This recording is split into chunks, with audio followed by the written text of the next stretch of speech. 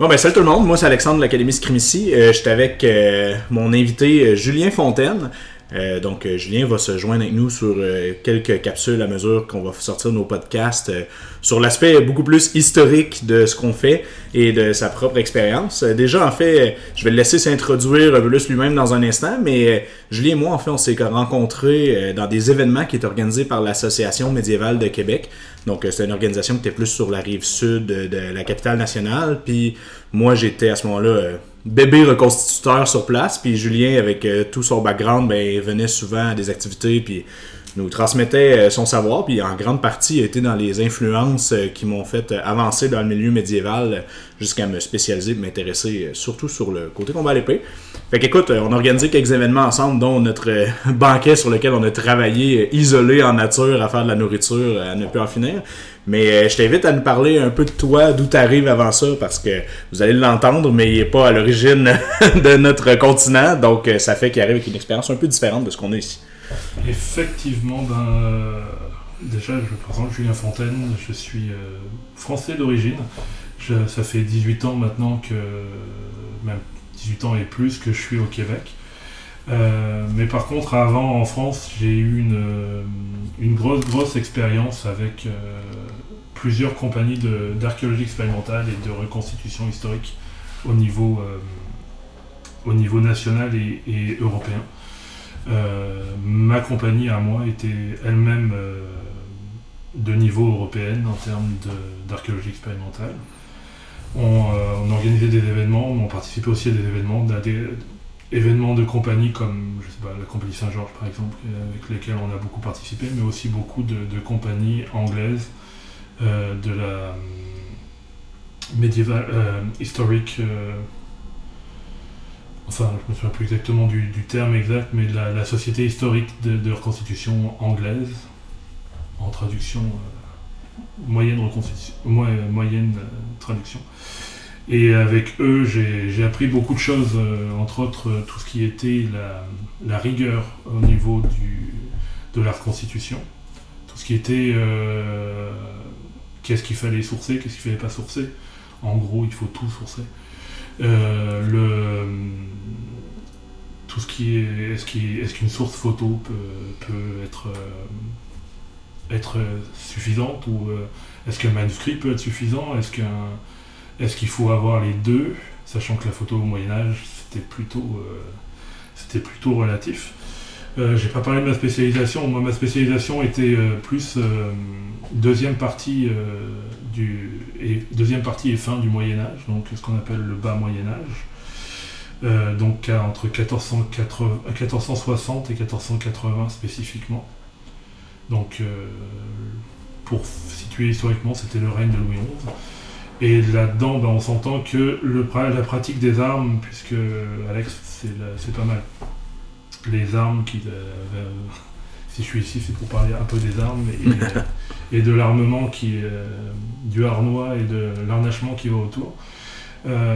C'est pas mal on va dire le sommet de ce type de l'armure et de l'armement médiéval comme on le conçoit. C'est aussi beaucoup cette période-là, en fait, qui est dans l'imaginaire collectif, là, justement, les armures complètement en acier, avec les armes plus développées, plus longues et tout ça. On n'imagine pas le roi Arthur avec autre chose qu'un harnois flamboyant, alors que techniquement, il devrait avoir plutôt une tenue qui est plus proche d'une tenue du 11e, 12e siècle, c'est-à-dire de la cotte de maille, voire de l'armure de plate, mais de l'armure de plate type écaille. Mais de l'armure de plate flamboyante avec armée en tête et de belles épées à deux mains, on oublie ça.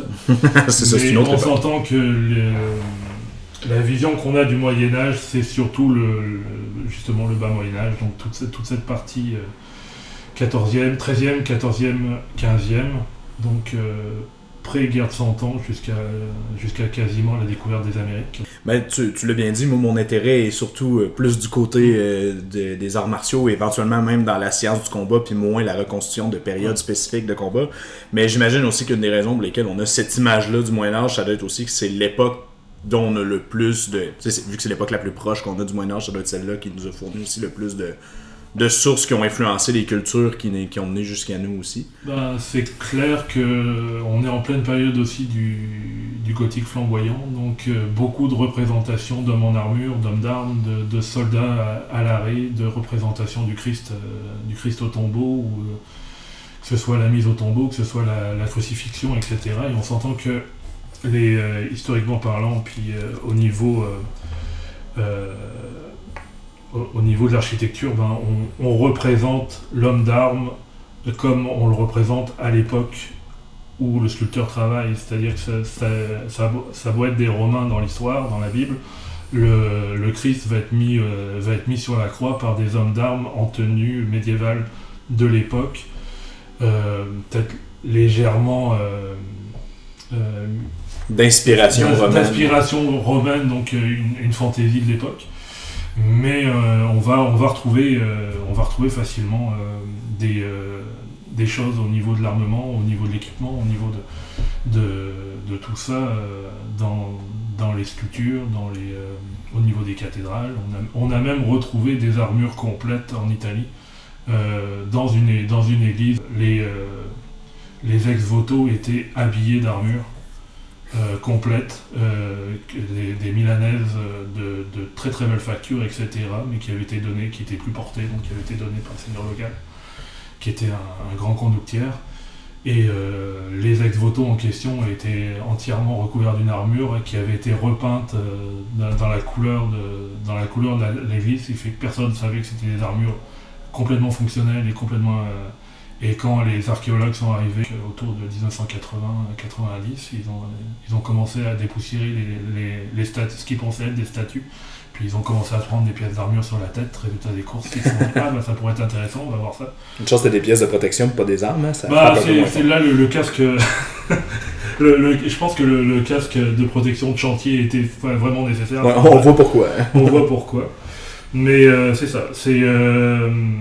Nous, notre travail en tant qu'archéologue expérimental, que ce soit au niveau de la vie courante ou que ce soit au niveau du combat, c'était vraiment de prendre une pièce, l'amener le plus loin possible au niveau de sa réalité par rapport à la période. Donc on parle de poids, on parle de mesure, on parle de taille, on parle de plein de choses qui tournent autour de ça. Puis une fois qu'on était, et puis par rapport à la documentation qu'on avait, par rapport à tel type d'arme, tel type... et à partir de ce moment-là, on pouvait faire du test. Donc le test, c'est ce que fait la Scrim ici quelque part. C'est de dire, là dans tel type de combat, on est dans une rue, on a des pavois, on a des lances, on a tel type d'équipement, est-ce qu'on est capable de faire face à une révolte populaire ? On est au pied d'une échelle, il faut qu'on monte sur une échelle avec notre équipement plus nos armes, et on se fait balancer des pierres, en sachant qu'on ne balançait pas des vraies pierres. Souvent on trouvait des approxys. Et ça permettait de voir, avec tel type d'équipement, on est capable de monter sur une échelle, puis on est capable de prendre d'assaut un 21, donc un mur de 20 pieds de haut, puis avec tel type de fossé, avec tel type de choses. L'archéologie expérimentale, c'est pas mal ça au niveau de l'armement. C'était pas nécessairement systématiquement de dire on reconstitue telle bataille qu'on a documentée, vous pouvez faire des batailles fictives pour les besoins de l'expérimentation. C'était plus tel sujet, mettons, le sujet de l'expérimentation, c'était la sape.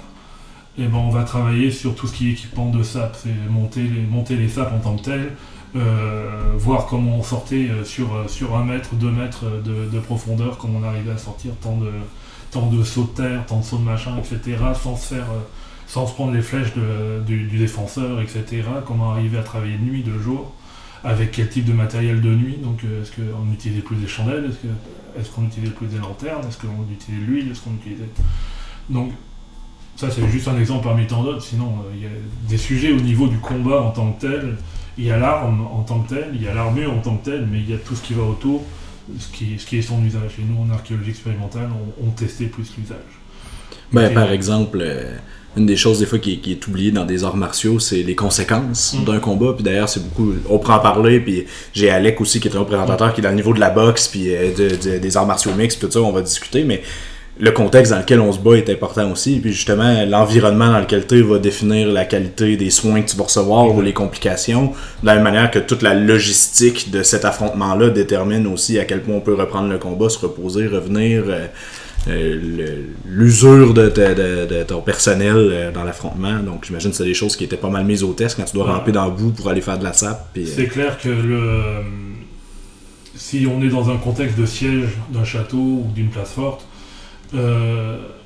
les qualités de soins et les qualités apportées aux gens d'une lance quelconque, whatever, ça va pas être les mêmes que le seigneur qui se balade avec sa suite et qui arrive pour jouter dans le cadre d'un tournoi médiéval avec toute la suite, puis tous les gens qui sont là pour s'occuper aussi bien des chevaux que des humains.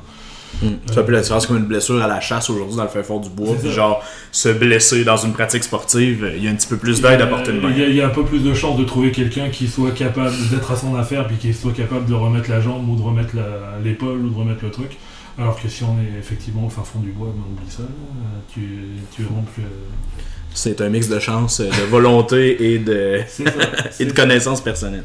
Exact. On parle beaucoup de l'image du Moyen-Âge, tout ça, qui ont informé essentiellement beaucoup des médias actuels, que ce soit les jeux vidéo ou juste la façon dont on interprète les légendes. En effet, on imagine dans plein de trucs le roi Arthur en full plate, alors que c'est comme une figure quand même plus lointaine dans l'histoire, qui serait probablement équipée de façon moins technologique, je vais le dire comme ça.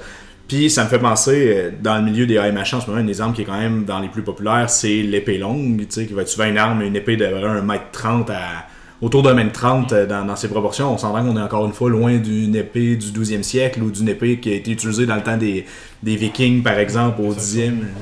Donc, on est encore une fois dans une arme qui est plus dans les époques que toi, comme reconstructeur, tu travaillais.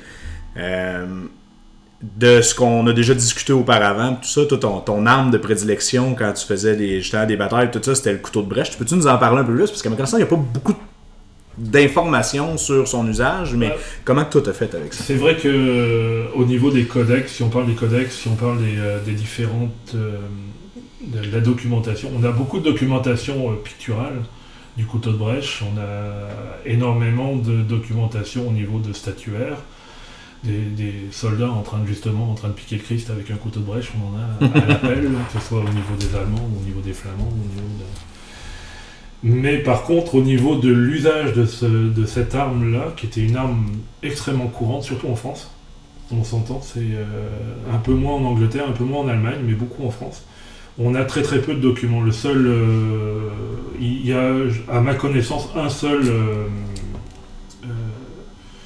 seule chronique qui parle de l'usage du couteau de brèche, et c'est vraiment succinct, c'est parmi tant d'autres. Ce qu'on va trouver, c'est l'usage du bec de Corbin sur manche, l'usage de la hache ou du marteau de guerre, Warhammer pour ceux qui connaissent.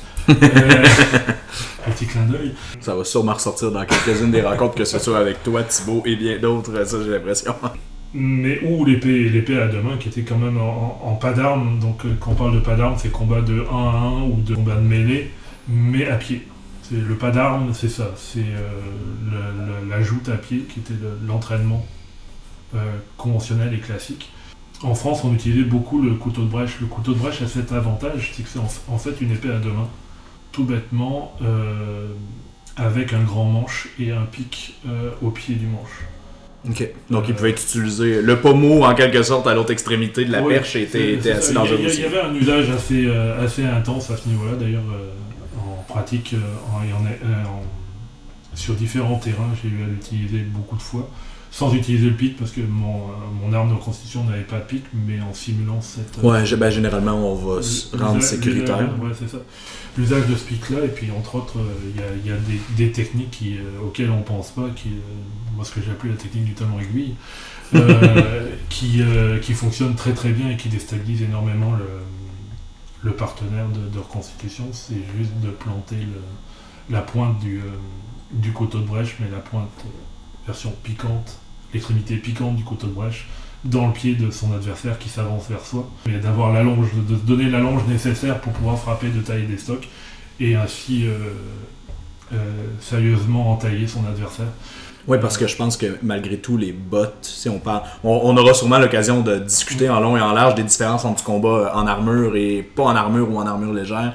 Mais de ce que j'en comprends aussi, souvent les bottes, c'était pas nécessairement aussi couvert que le reste des parties plus évidentes. On imagine effectivement tout le chevalier avec ses solerets, donc des plaques de métal sur les bottes, mais souvent c'était plus de la cotte de maille qui était adaptée en chaussons, entre guillemets, ou carrément rien, juste de la botte de cuir, puis on s'entend qu'une botte de cuir face à un pic de 3 pouces de long, puis entièrement... Puis tout le levier derrière une arme complète d'environ 2 mètres de long, et même plus, j'imagine. Exactement. L'avantage du couteau de brèche aussi, c'est que c'est une arme qui est courte, contrairement à un marteau de guerre ou une hache noble. Donc qui fait à peu près... qui arrive à peu près au menton du combattant. C'est pas une hache. Ok, c'est à peine plus long qu'une deux mains. C'est un poil plus long qu'une deux mains. Il y a la taille de la lame, puis le manche doit faire à peu près l'équivalent de... on rajoute 1 mètre de manche dessus, puis c'est vraiment très très court. Mais par contre, le fait que ce soit une arme intermédiaire, c'est d'une efficacité en combat qui est juste magique. Okay, fait que j'imagine qu'on peut pas jouer nécessairement contre les piquiers dans une formation avec ça très bien parce qu'ils ont beaucoup plus d'allonge, mais inversement, du moment que ça se rapproche, c'est là qu'on est dans une zone confortable, puis c'est très flexible. Disons que le couteau de brèche va être super, super pratique, au même titre qu'un espadon ou qu'un... Je me souviens plus du terme allemand. La Sveilander. La grande épée. Tout ce qui est vraiment, souvent dit en anglais, Great Sword, les armes gigantes. Les épées de Lansquenet, les épées gigantesques de Lansquenet, qui étaient essentiellement des épées d'arrêt. Mais ces épées-là, au moins,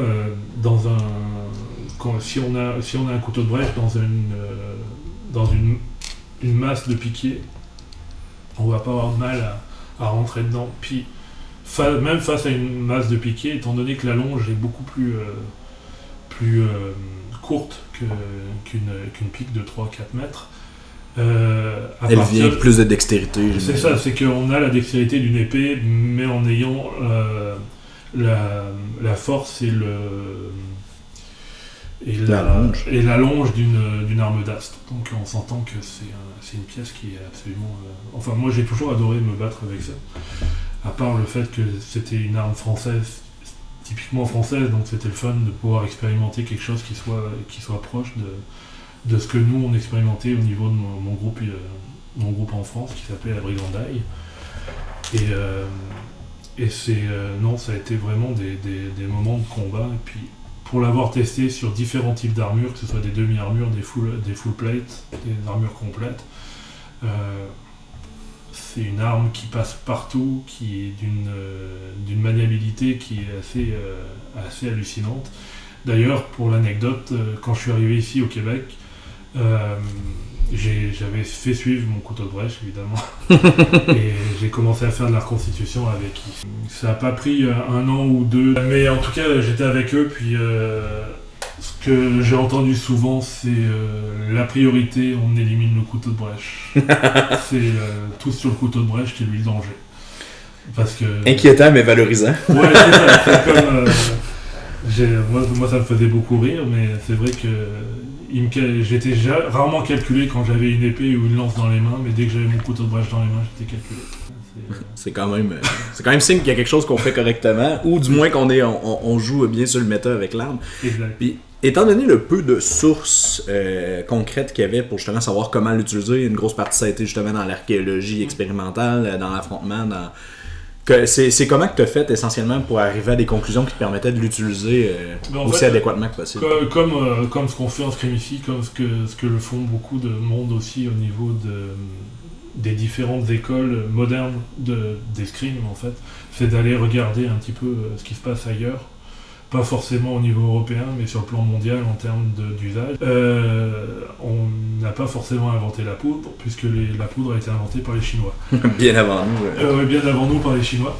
Et il y avait des armes en Extrême-Orient qui étaient assez similaires au couteau de brèche. On s'entend que si on parle juste des arts martiaux extrêmement orientaux comme au Japon, que ce soit l'usage de la naginata. Ouais, parce que ce serait le comparatif justement oriental qui s'en rapproche un peu. C'est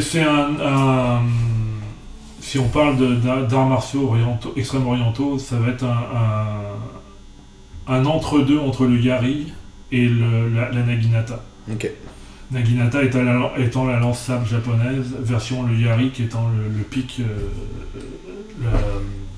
la lance courte, mais qui avait quand même une lame quasiment de 40 à 50 cm. Donc assez pour dire que ça peut trancher pour vous. Oui, et puis c'était un double tranchant de chaque côté, donc on s'entend que elle n'était pas faite, c'était pas une lance uniquement pour piquer, mais si on fait on pouvait tailler avec elle. On pouvait tailler avec elle. En gros, ça ressemble beaucoup à un croc amélioré de chasse, en fait. Le croc de sanglier, là, le yari va ressembler beaucoup au croc de sanglier. Mais on va dire que le couteau de brèche va être un intermédiaire entre les deux, entre la naginata qui elle est tout bonnement un katana monté sur un sabre, monté sur un manche, pardon. Katana monté sur un sabre, ça le fait pas. Ça quand ça fait beaucoup de métal qui va plier au bout, je pense. Ouais, c'est ça. Mais un katana monté sur un manche qui donne la naginata. L'usage du couteau de brèche est à peu près similaire. C'est une épée à deux mains montée sur un manche. Donc on s'entend que, étant moi-même pratiquant d'arts martiaux et ayant enseigné et pratiqué l'aïkido pendant près de 15 ans, j'ai eu l'occasion de manier ce type d'arme et puis d'avoir ce type d'arme dans les mains. Donc le comparatif a été assez aisé en fait à ce niveau-là. Et les trous qu'on avait, on va les chercher là où on peut. Puis après, c'est une question de gros bon sens, là, on s'entend. C'est pas si on n'a pas de photos, on n'a pas de films de l'époque, on n'a pas de texte. On a des textes, mais ils sont pas portés sur la technique. Ils vont être portés plutôt sur le résultat. Ou l'événement. L'événement ou le résultat. C'est-à-dire, avec son couteau de brèche, il l'a percé de part en part et taillé on va dire de la barbe de la barbe enfin je passerai le terme jusqu'où ils étaient capables d'aller. En termes médiéval, ce serait le fondement.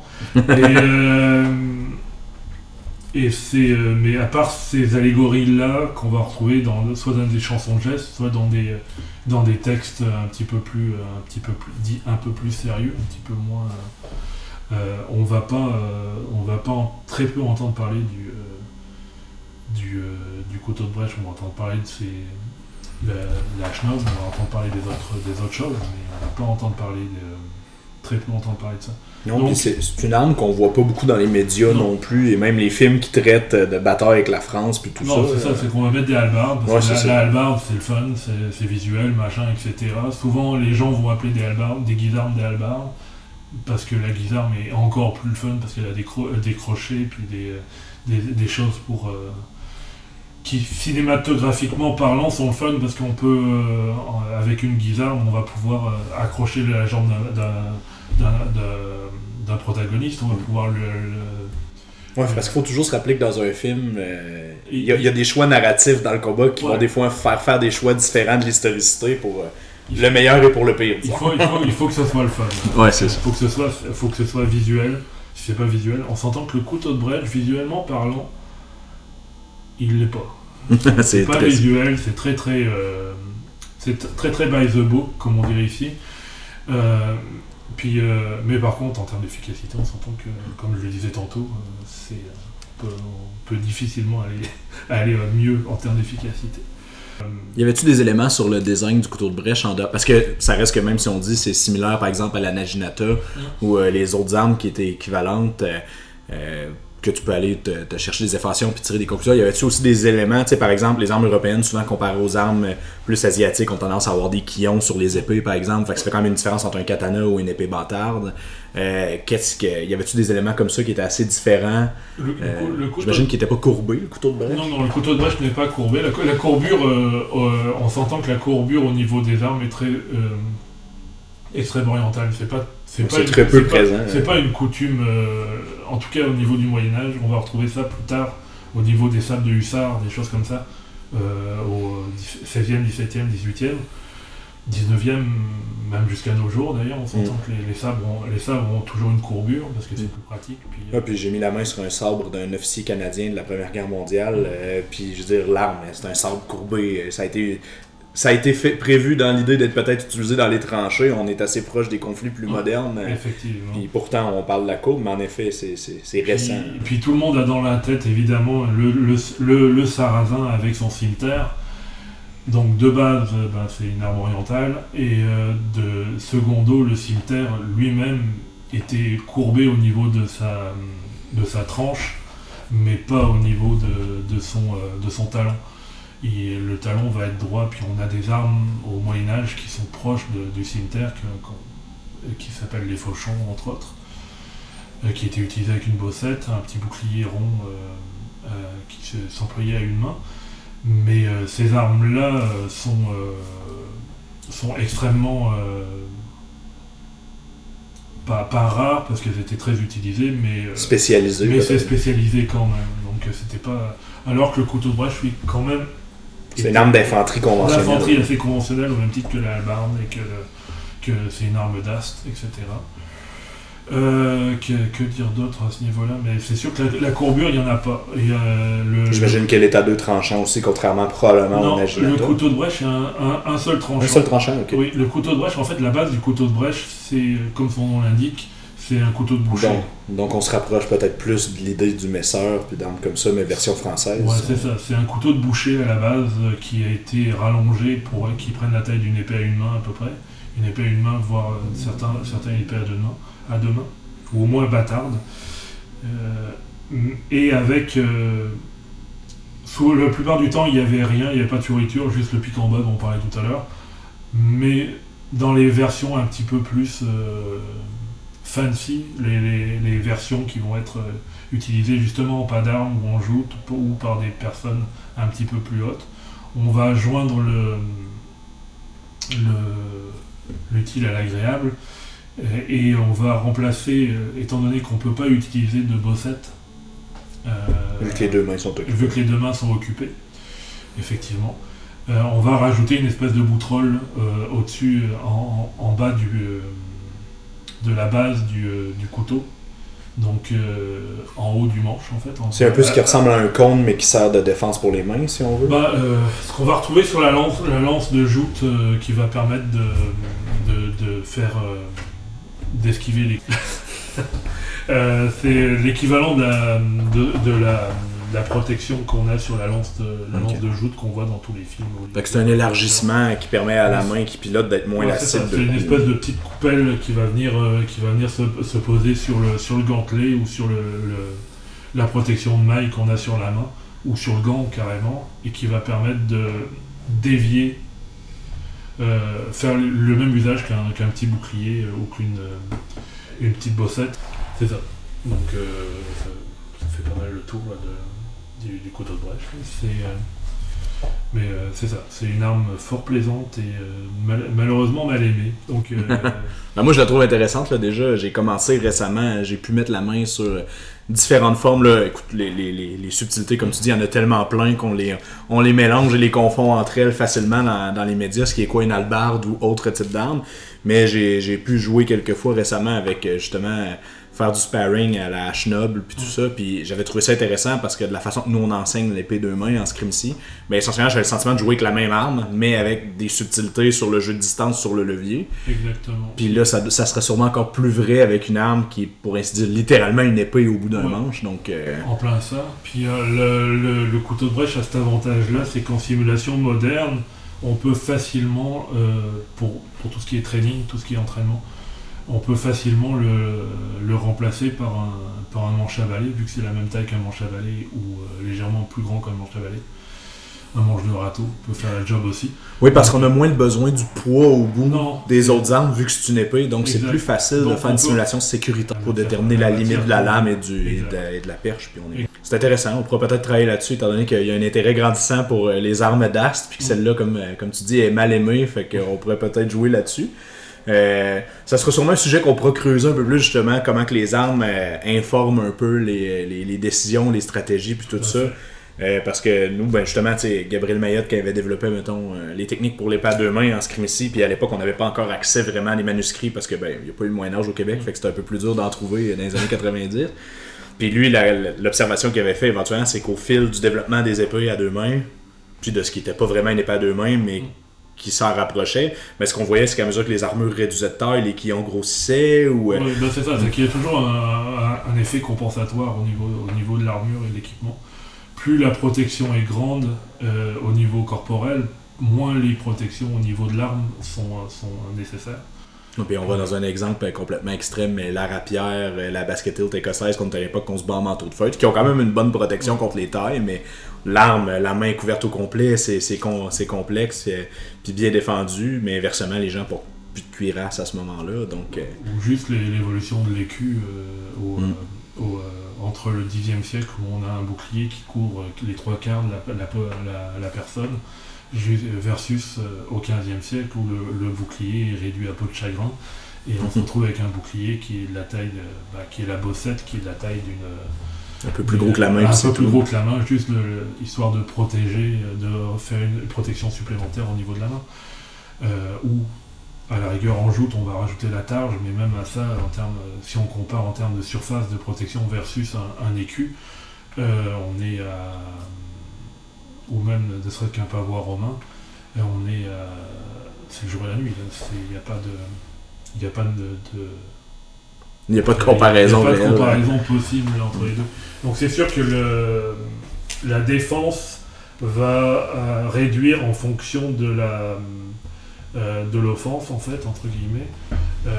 Plus l'arme en tant que telle, plus la protection du bonhomme va être grande, moins l'arme va être protégée elle-même, et vice versa. Moins on va trouver des solutions de se protéger extérieurement. Donc c'est sûr que quand on parle de full plate, on est un bouclier vivant sur pattes. Donc, un char d'assaut, même en termes modernes. Et puis même sans parler d'armure complète, si on parle de la brigandine au XVe siècle, la brigandine est quasiment aussi efficace et efficiente même contre les armes à feu de l'époque qui commençaient à poindre. La brigandine était efficace à quasiment 80-90%. Donc aussi bien contre une lame, contre une balle, Donc on s'entend que à quoi ça sert de se rajouter du poids sur les armes alors que nos protections sont correctes.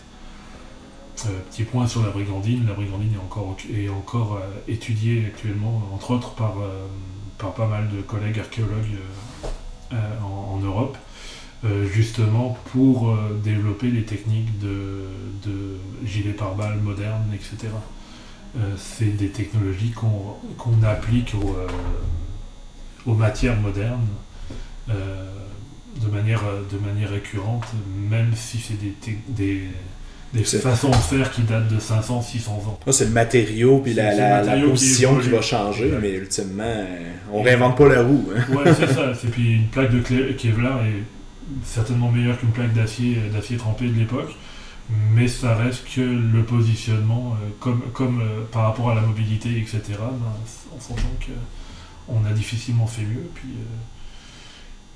non, puis souvent on le voit. En tout cas, ça sera une discussion pour une autre fois sur les armures, on peut en parler beaucoup. On peut en parler longtemps. C'est, je pense, un des sujets qui me passionne le plus parce qu'il y a tellement d'idées préconçues puis tout ça là-dessus.